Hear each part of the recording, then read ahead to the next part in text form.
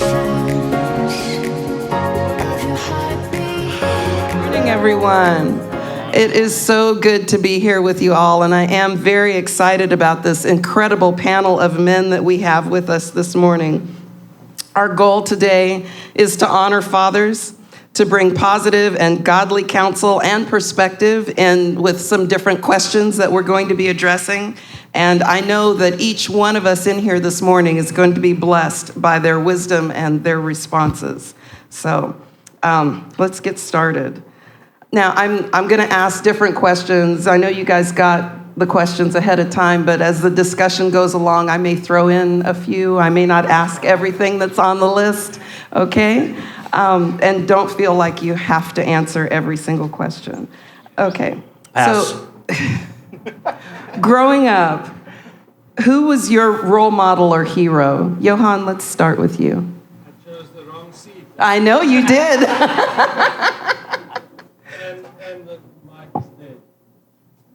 So I can't answer. Mic is dead. Thanks. I grew up with a wonderful father that I didn't appreciate as a teenager because he was strict and a perfectionist, and I failed miserably in meeting the standards that he had put to me.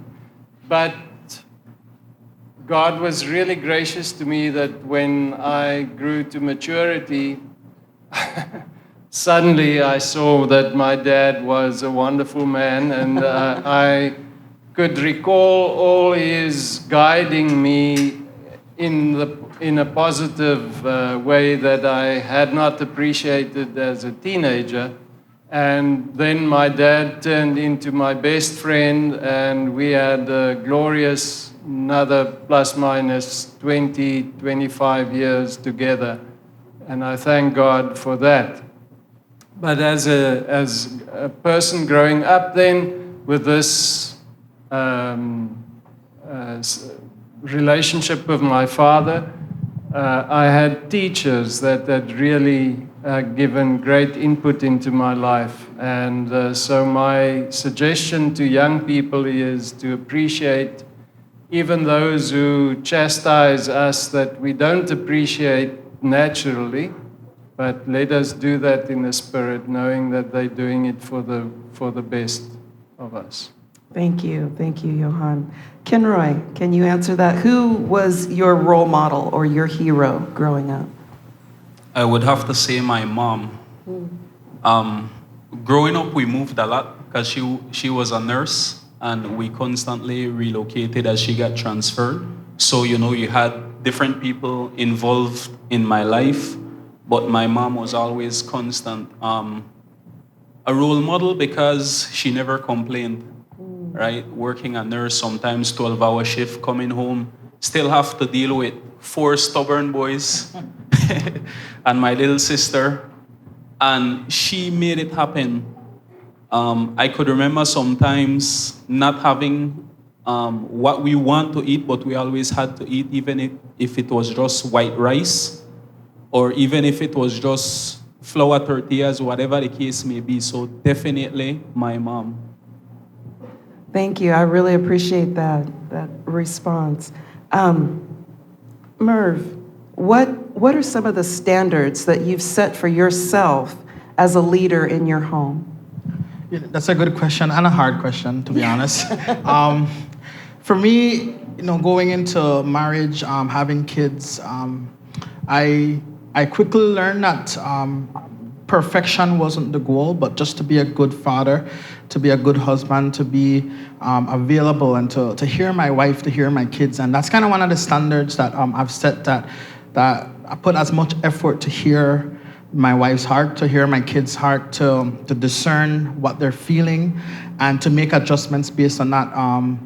I can get caught up into work and caught up into a lot, but I've set a standard that if my wife walks into the room or my kids walk into the room and I say, I need you, everything stops. And my wife knows that. She knows that she has that right to press that button to say, hey, we need time, we need family, and I don't care what's happening. I put a pause on everything, and we would either go somewhere, do something, and that's a standard I've set in my home. I love that. I love knowing that as a leader, your goal is to listen. I think that's powerful. So Tom, can you answer that same question? What standards have you set for yourself as a leader? Very low standards. And that way Are you going to give trouble the whole time? Probably, yes. Yeah. When we were raising our kids, we wanted our family to have fun. We wanted our home to be a place of laughter and creativity and fun. And I think we succeeded in that. It was a fun place, and kids in the neighborhood would come to our house because it was fun. We had a lot of fun. But we also strove to be the same people at home that we were when we were out in public. And so we really focused on being authentic wherever we were at. We didn't want to be one of those people that, are yelling at their kids to put on their clothes to go to church and then, smile when they show up at church and everything's fine when everything is not fine. And so we wanted to be a family that what you see is what you get, that there was a realness about our family. Thank you. I appreciate that. And for those of you who don't know, Tom is my husband. So. Okay. What's that? Wow. Yeah, you didn't know? Yeah. I knew this was going to be. Okay. Anyway, so the next question. The blessing of a father is vital for children's self-esteem. What kind of impact do you believe that fatherlessness has here in Belize? And what do you think can be done about this issue? Kenroy, I want to start with you. Sure. Fatherless is a big issue. It has major impact. We know from scriptures that being a father, being a husband, you are the head of the household, keep things together.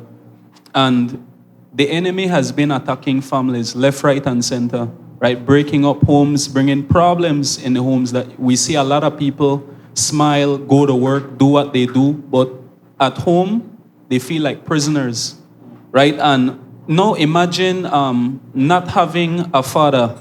And it's not that bad if you don't have a physical father in the home, but you have God, the Father, taking care of you. You will get by. But fatherlessness is what has contributed to our society, I believe. Crime, violence, drugs, all the social ills, fatherlessness definitely contributes to it, in my opinion. Yeah. Tom, can you answer that one as well? Sure. I would say, growing up, my father was a good man. He was an honest man. He was a very hard worker, but he was gone all the time, working to provide for our family.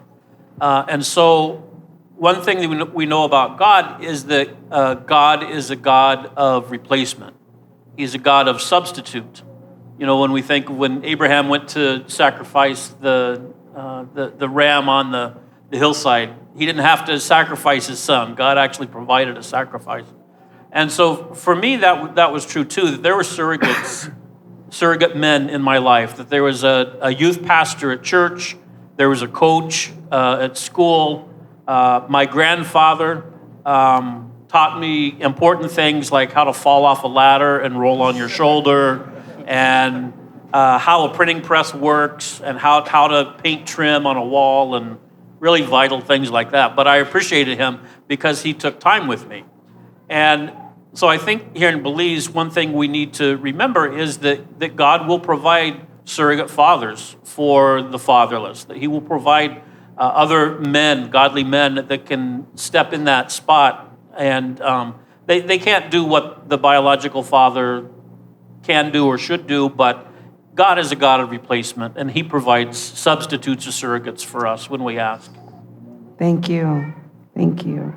Merv, I want to also ask you to answer that Yeah, question? actually, I really wanted to answer that question Yeah, I because see me leaning on my seat. I think looking in Belize, first of all, it is a major issue in Belize and in the Caribbean. And a lot of us know the statistics. One of the area that I see, and I saw in my life that it has affected me, and I see affecting a lot of men, is that there weren't men there to teach you how to be a man. There weren't fathers in the house. And so a lot of men grew up with single moms, which moms are awesome. They did an awesome job. But even when they become fathers and they've set their heart to be a father, there was a lot of empty areas in their life that they never got filled, and so they struggle to be fathers in the home. And that's a big issue I see, that there are good men that are home, that they want to provide, that they want to be there in their family, but there is that void in their life. And I love what Tom shared, because God fills those areas. I grew up with a father in the home, but he wasn't present. He was, and so in many areas I felt fatherless in some areas, and worse having girls, and I have to draw from within to impart into my girls and realize, whoa, I don't have that in there, and I need to go seek it out, right? And I think that's a huge issue worldwide, that there are men who are making a choice to be in the home, to be fathers, but then there's that vacuum inside that wasn't filled. And I'm so grateful for the cross. I'm grateful for God, like what Tom shared, that God provides surrogates to fill those areas. Thank you all. Now, this is going to be one of those questions that's not on the list. Kenroy mentioned how the enemy likes to attack families. And Tom talked about those surrogates or those replacements, and you just mentioned making a choice. So how can men make a choice to step in, or what's the best way for men to make that choice, to step in and be that surrogate in somebody else's life, so that the children that are in their sphere of influence can get that blessing of a father? Johan, do you want to tackle that one? Okay. It's a big one. Let me go back to the Old Testament. The Hebrew word for family is bayit, which is used more than 2,000 times in the Old Testament. The interesting thing is, it's also used for the holy gathering or the temple. So God sees the family as a holy gathering. It's a special place. And so I,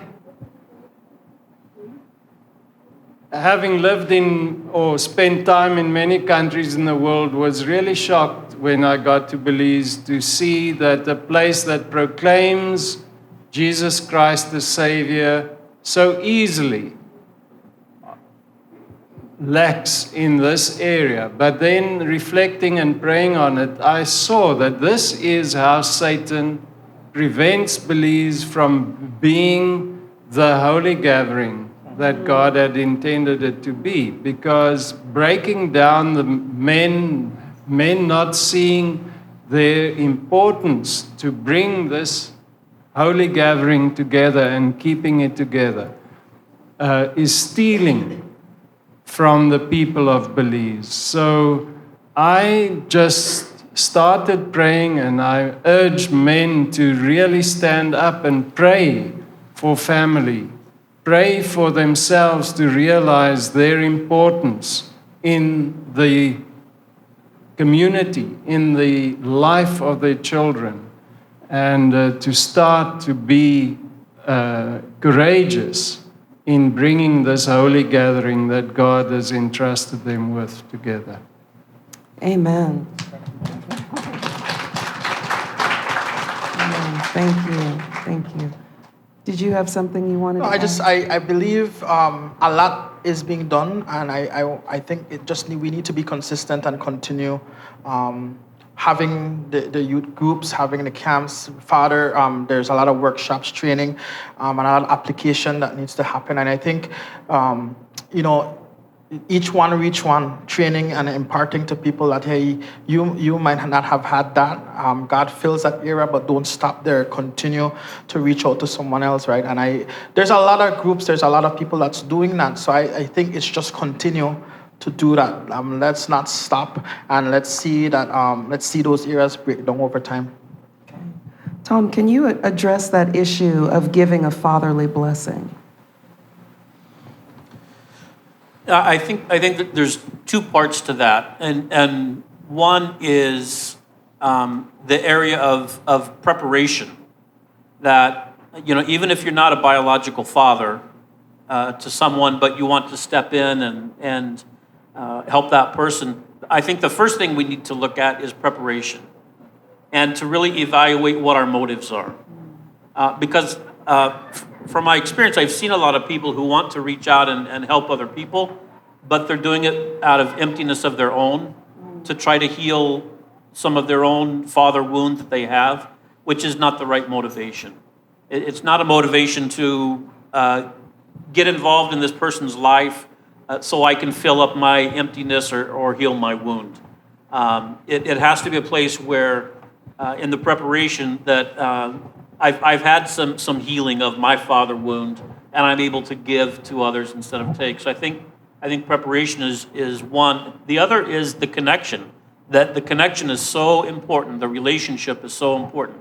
That we don't grow in isolation. We get worse in isolation, and we have to have safe, grace-filled, loving relationships.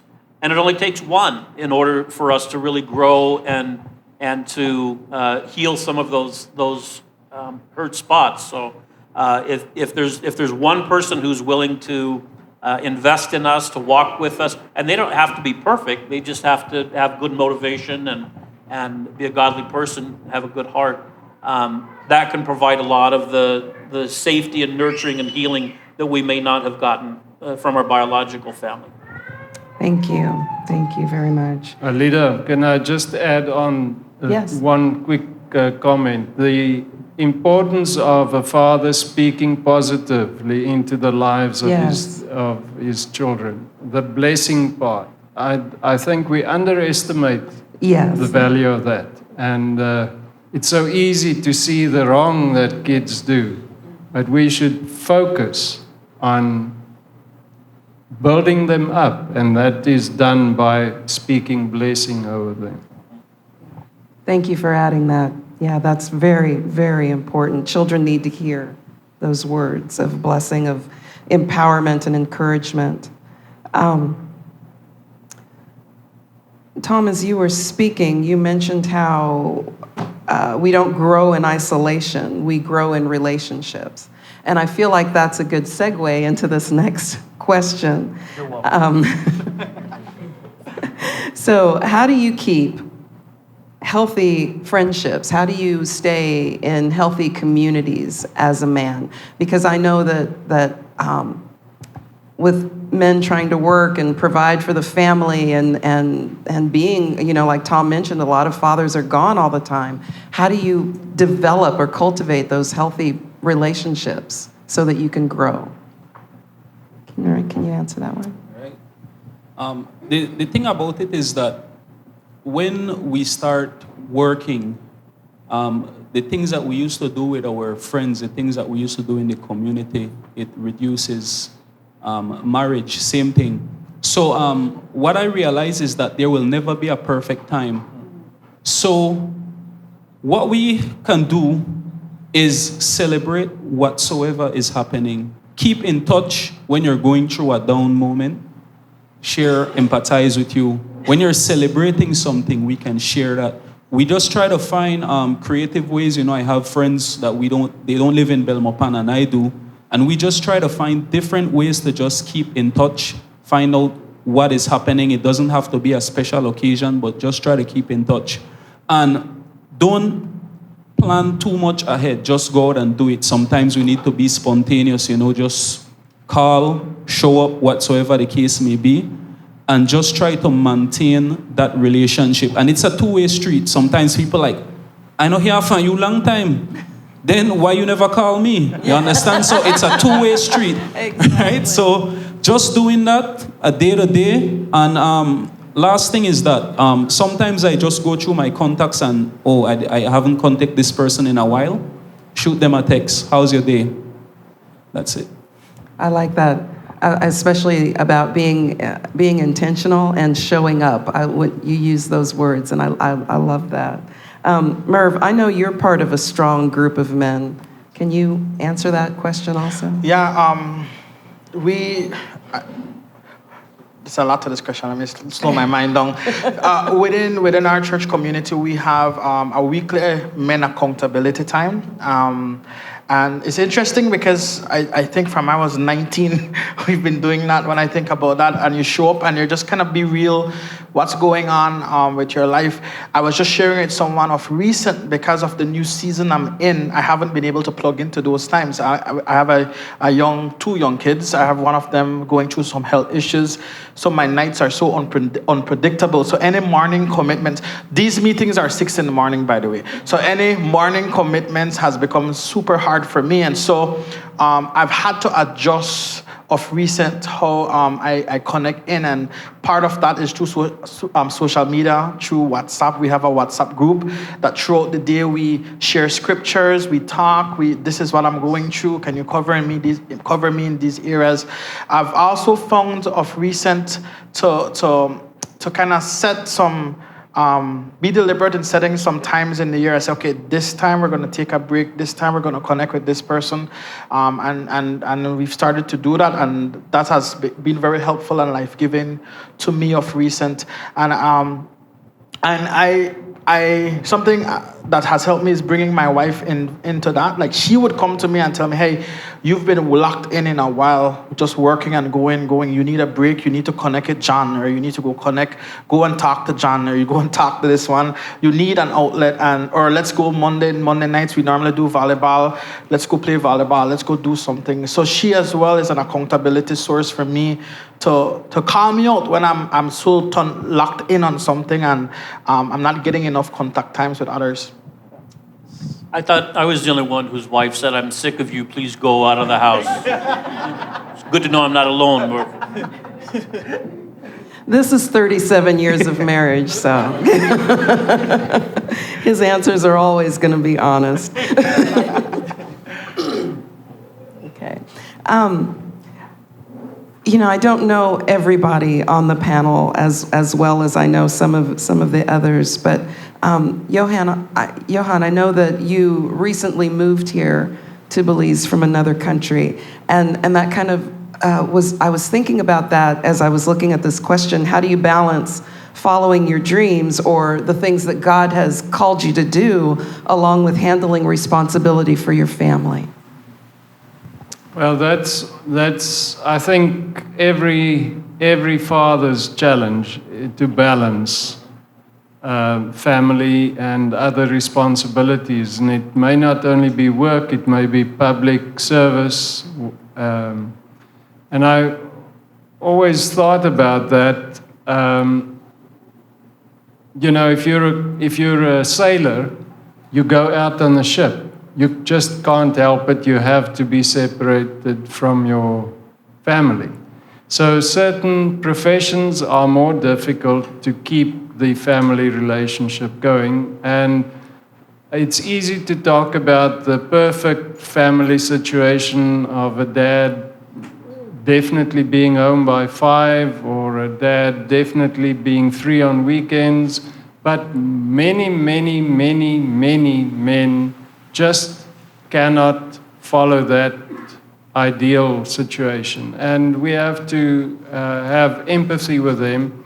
And as I was contemplating these things, I also realized that we men cause a lot of the trouble because we will handle it ourselves. I'm the man, I'll sort it out myself. Instead of being prepared to humble ourselves and say, okay, we're part of a larger family. If I'm away, if I'm busy, see to it that my kids are mentored by somebody I can trust.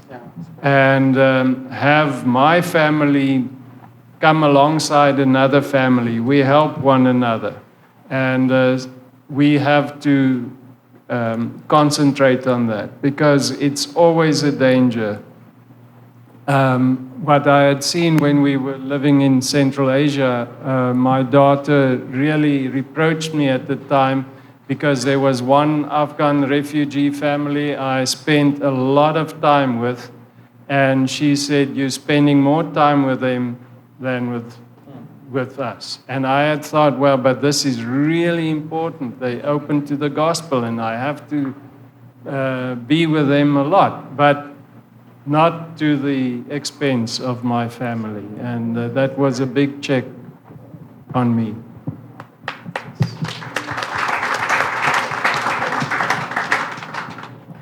So, like I said, I know some people better than others.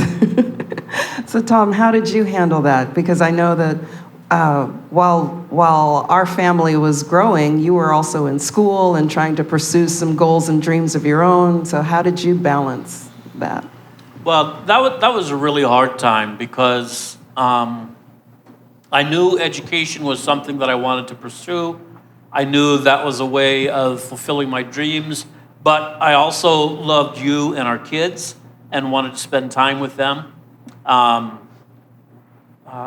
had a couple jobs that were very rewarding personally and professionally, but didn't pay much. And one was when I was a pastor on staff at a church, one of 17 pastors at this really large church in Southern California. And I really enjoyed it.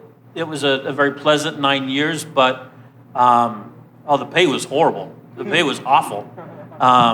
It just I had to do other things in order to support our family, and so that required me traveling and speaking and teaching and starting a business to sell my teachings and that sort of thing. And it took me away from the family a lot. And our youngest son has 2 children now, and I remember him saying when he was a teenager that one of his biggest regrets was that I didn't spend enough time with him at home. And so as he and his wife are trying to figure out how they're going to balance their lives, right now he's the stay-at-home dad while his wife works. And I know there's days when he's so tired of being at home with the kids and wiping noses and butts and making lunches and telling them to put on pants for the 19th time and all the other things that goes on with having little kids, that he would love to leave the house and have Misha stay at home and work. So I think we just have to embrace whatever season we're in at the moment, know that it doesn't last forever, even though it feels like it will last forever, especially with young kids, because every day we tell them the same thing that we told them every day before. That, okay, when you wake up, get your breakfast, take off your pajamas, put on your clothes. Yes, you have to put on pants, eat your breakfast, brush your teeth. And then the next day when they wake up, it's like, so what am I supposed to do today? Same thing you've been doing for the last 7 years.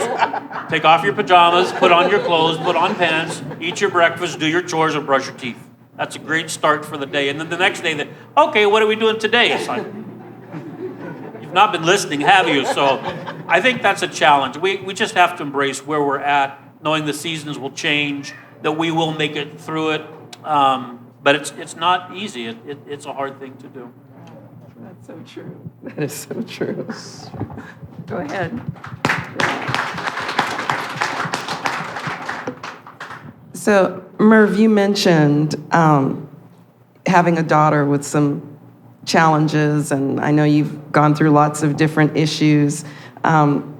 Has your life ever spiraled out of control? And if so, how did you get back to being yourself? Every day? No. I would say 2018 for sure was the peak of my life, spiraling out of control, just feeling powerless. As a father, my daughter has severe eczema, and we've tried everything. Everyone's coming, all these, hey, try this. We did that, didn't work. Try that, we did that, didn't work. And I was in Boston actually, and I found myself just crying. Like I couldn't find the address of the address of the place I was supposed to be working, and I started to cry. And anyone who knows me know I'm not a crying type of guy. And I knew instantly that something was off. Something was off inside, and I realized it's been 2+ years of dealing with this thing day in, day out, night in, night out. We're not getting sleep, we're not getting rest. Plus, I have work commitments, I have the other stuff I'm doing, and so I kind of came to the end of myself, and what I had to do was first of all grab a hold of God and say, and really find God in the midst of that situation. And that was not easy. If I could be honest with you guys, it was not easy to find God in the midst, because I'm like, God, why are we going through this? But the next thing I started to do was start to grab a hold of my life and look at the small areas that I can start to bring back in order and bring back areas that we can implement. And I actually started to invest in my personal growth and development, mentally, physically, as well as spiritually. I started going back to the gym. I start to read back again and started to pray more, meditate more, and slowly started to build those things that develop me and help me. Because if I'm in a good place physically, spiritually, mentally, I can be in a better state to address those situations with my family and my kids, right? And so it started by just first of all acknowledging that I am here. This is the reality of what we're dealing with, and then from there making small steps to journey back to a place of order. Thank you. Johan, can you answer that one as well? Oh, why do I have to now? Well, I was contemplating on this about 20 years ago. I was in my previous life a trial lawyer, and I was billing about 70 hours a week.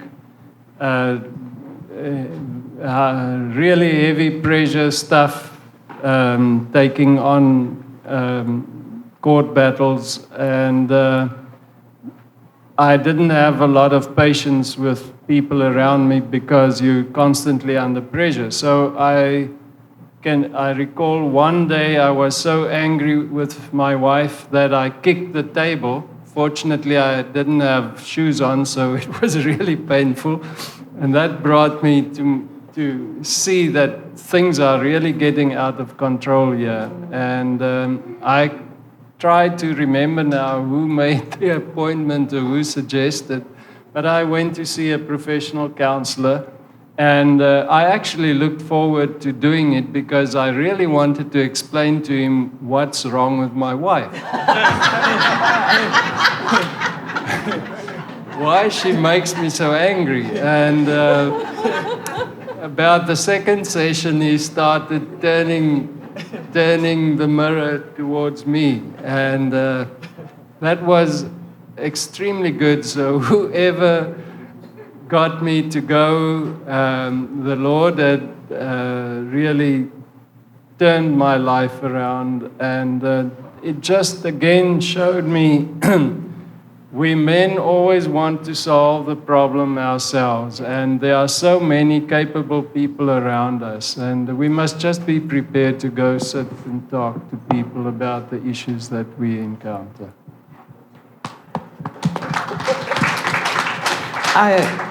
Johan, I really, really appreciate you sharing that story with us, and especially sharing about going to counseling, because I think it's vital.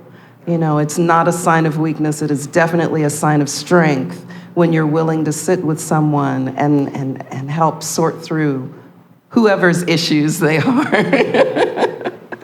So that kind of leads me into the next question, and I'm going to modify it a bit. How do we teach men and boys to deal with anger, with conflict resolution, and with emotional health in a healthy way? Kenroy, can you? We got to live it out, model it, number one. We're not able to give good advice because we never tested it, right? We need to walk the walk, to not be one person outdoor or to others and then be somebody else when we're at home or in our personal time. even before I got saved, there were certain things that I cut off that I realized were bad habits because, people notice. We go to schools, I'm a police officer, we go to schools, we give talks, don't do this, don't do that, and then they see you doing it on the weekend or after work, and then who's teaching who, right? So that was one of the eye-openers for me, and I think it's just going beyond what is required. There's always a teaching moment, right? Depends how we look at it. And there's also a learning moment that we can always learn so that we can then pour out to others. Thank you. That's good. That's good. Tom? Well, my observation of life here in Belize is that there's two extremes to expressions of anger and frustration. That one is to either ignore it and pretend it's not there, especially in the church. The other is to go and get drunk and chop each other. And to me, it seems like there should be a little bit in the middle, that we don't have to do one of those two extremes. And so it sounds very simple, but in our homes and even in our schools, if we can teach children how to identify what they're feeling, teach them, okay, what you're feeling right now is anger, or you're feeling sad, or it looks like you're feeling afraid. If we can teach them how to identify what they're feeling and express that, we don't have to have choppings and shootings and people getting drunk or pretending that we're not angry when we are angry. So it sounds very simple, but it's a lifelong process to do that and to make a shift in cultures and across generations, but it's worthwhile. Yeah, thank you. That's important. Yeah, you can clap for that one. Yeah, along with modeling it and helping children learn what their feelings are. Those are both important things. So, Kenroy and Tom, thank you. Does anybody want to add to that? I did not say that. Okay. Okay. Let's see, I want to wrap up because we're running out of time, but I feel like this is let's end with the very last question. It's been said that the best thing a father can do for his children is love their mother. So how do you love your wife as Christ loves the church? And this is one I think all of you can answer. So Johan, let's start with you because you're in the wrong seat. In the Roman Catholic Church, at least you can be in a little box making confessions. Well, all I can say is how I should. So going through my mind is how I fail. But I think the first thing is to be faithful to your wife. That your wife can be secure, that she can feel secure knowing that you are her husband to the exclusion of all others. I think that brings a lot of peace to a woman, that she can trust her husband.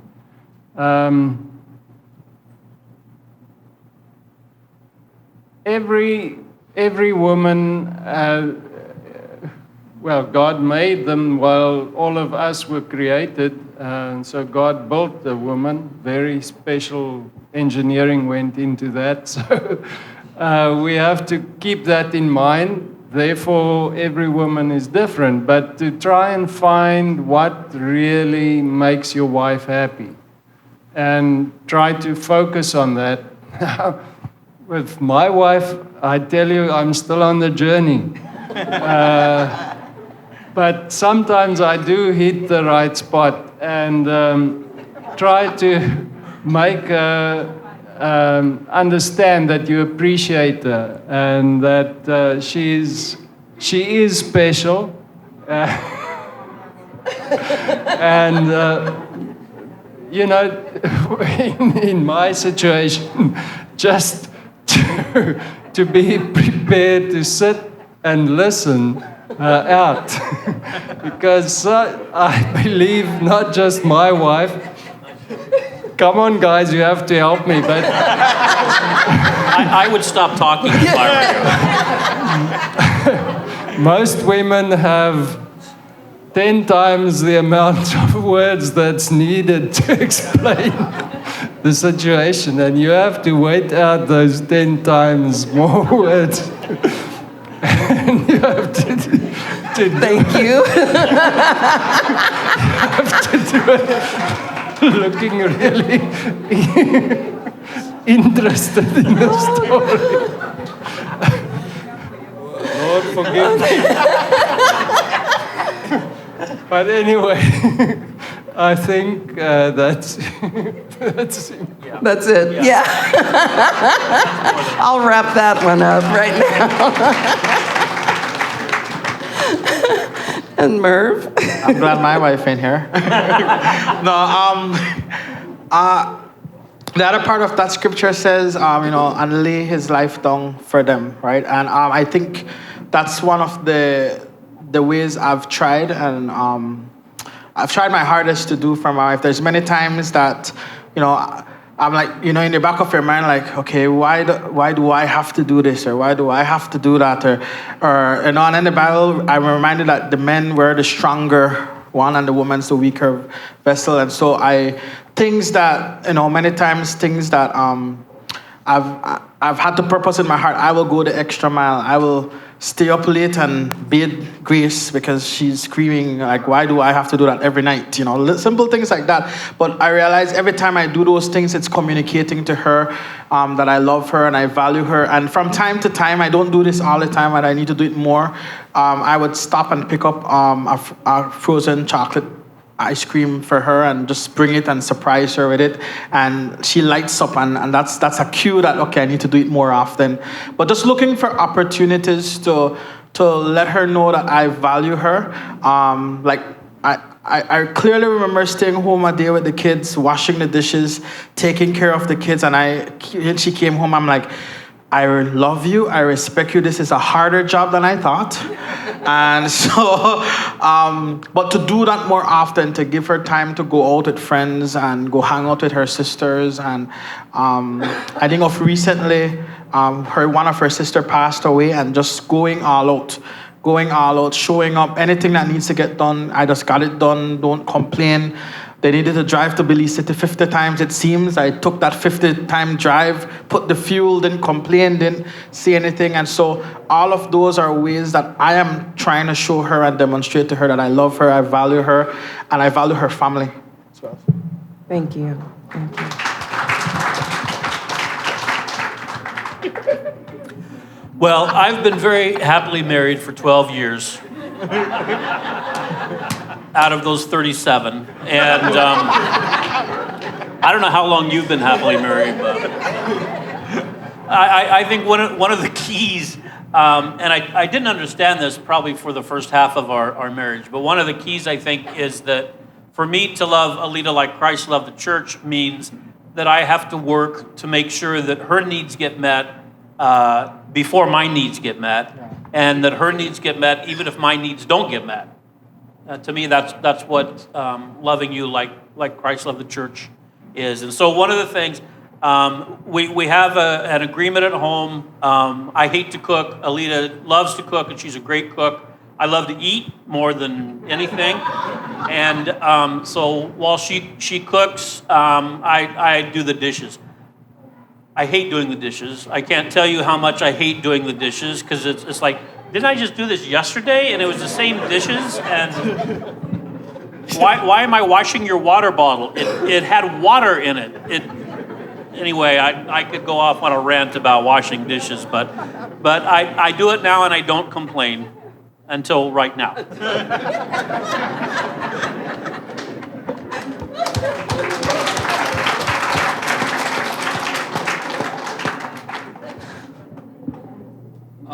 For me, first of all, is just to understand and remind myself that my wife is my best friend. And we have a responsibility to keep each other happy. And what really works for me is just being silly, just put a smile on her face. Those who know me outside when I'm working, I'm a professional. I don't smile much unless it's, of course, something to laugh at. But at home, I'm just really silly. We find I try to find ways to get her to smile, just to relieve some of whatsoever stress or pressure she might have had at work. Being a good communicator and a better listener. We've had problems before, even though we've just been married a little bit over a year. And we realize that communication is the key, that we don't go one night to bed without communicating, without, unwinding, finding out how each other's day went, anything we want to talk about, pray about. And I think Johan said it, just being faithful, giving that assurance, that this is for the long haul. And, a lot of things happen at time, but I thank God that, that we met. I was in a previous relationship before, not married, but I had kids from that union. And looking back at that, I see a lot of places where I messed up and areas I could have improved. So I come in with that, and I take it to my advantage. Thank you.